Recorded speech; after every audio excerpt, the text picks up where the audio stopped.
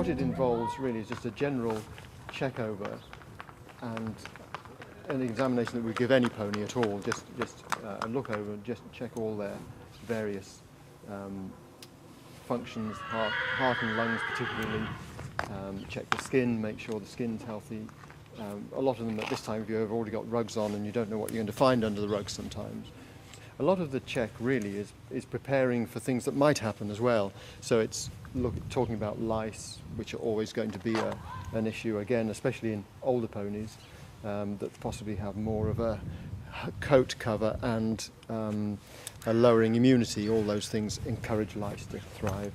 And other issues under the rugs as well, whether they're fungal things, a bit of ringworm or just a bit of rain scald. Rain scald will happen under a rug just as well as it happens out of a rug, so that has to be considered as well. So there's just the general examination, and anything that comes out, whether you want to talk about, there might be an issue with feet, there might be an issue with their eyes or ears, or anything like that will come out as well. Specifically we look at the teeth, because obviously in older ponies teeth are so often an issue. We do have to be careful though that we don't go in trying to do far too much in ponies that have already got loose teeth, maybe some missing. If you do too much, you can very quickly work through the lifetime of the tooth, so that instead of what could be preserved and could still be functional, if we take that away, it moves the pony on into a very different stage of life, because it then moves them onto a stage where they can't handle roughage, they can't handle hay or haylage, and they have to be bucket fed.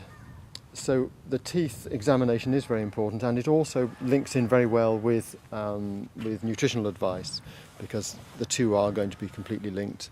A lot of our approach to the older ponies is trying to find the right kind of roughage and the right energy intake and the right protein intake.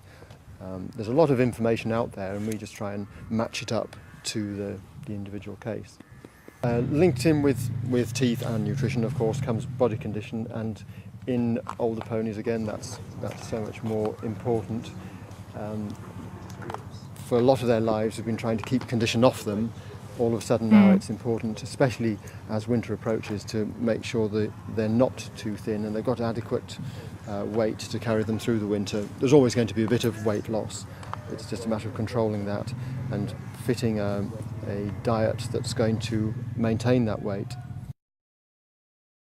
One of the most important things we look at in the autumn is the possibility of Cushing's disease, which is now done very accurately with a blood test, or a variety of blood tests can be done, and we're looking at really trying to work out whether these ponies have got a level of disease that has to be treated or not.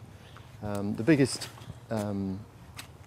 significance of it really is with their feet, with the tendency towards laminitis.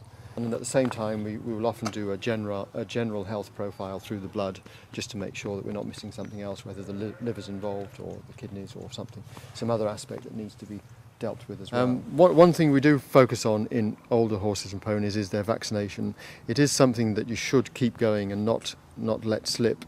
Their immune status in general, rather than thinking, oh well, they've been vaccinated all their lives, so they're bound to be immune by now, their immune status does start to dip, and it is important to keep boosting them up.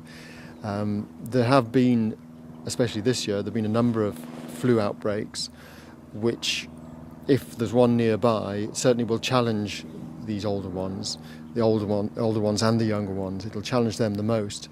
And if their vaccination status has been allowed to slip, then they could walk into trouble with that.